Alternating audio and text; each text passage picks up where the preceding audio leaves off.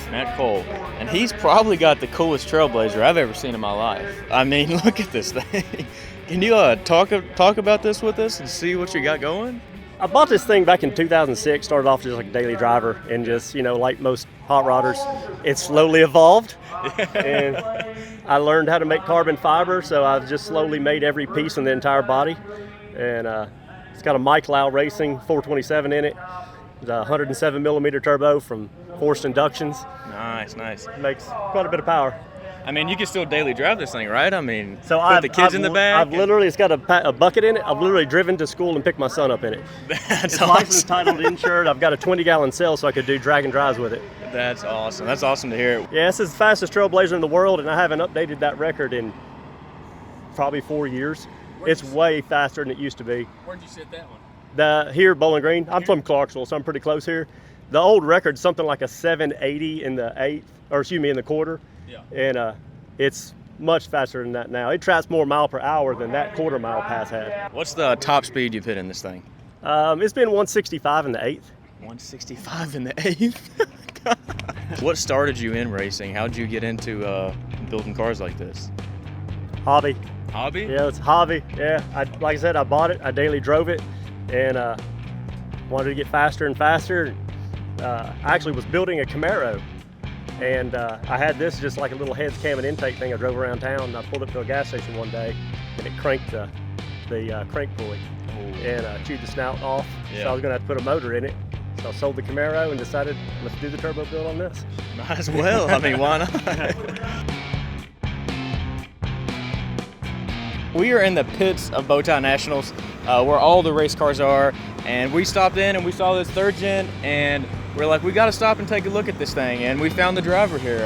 How long you been racing? I started last year, about halfway through the season. I started in the trophy class, and then I moved up this year to the sportsman class.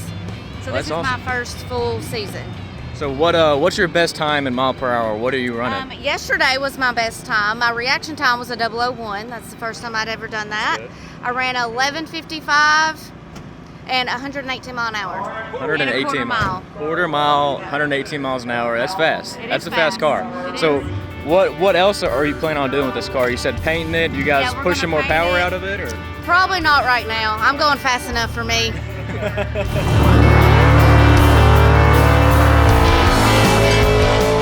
Spend time with family.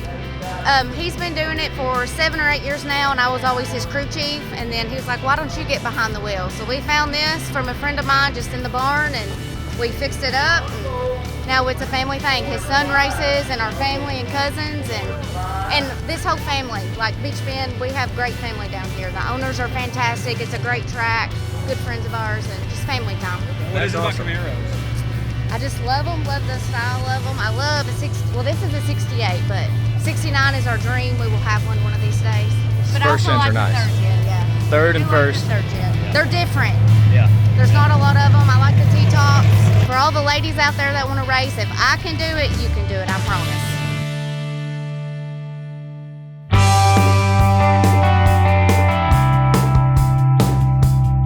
Alrighty, we're out here at the car show part of Bowtie Nationals with Larry here. And Larry, you got a killer car. Can you tell us a little bit about it?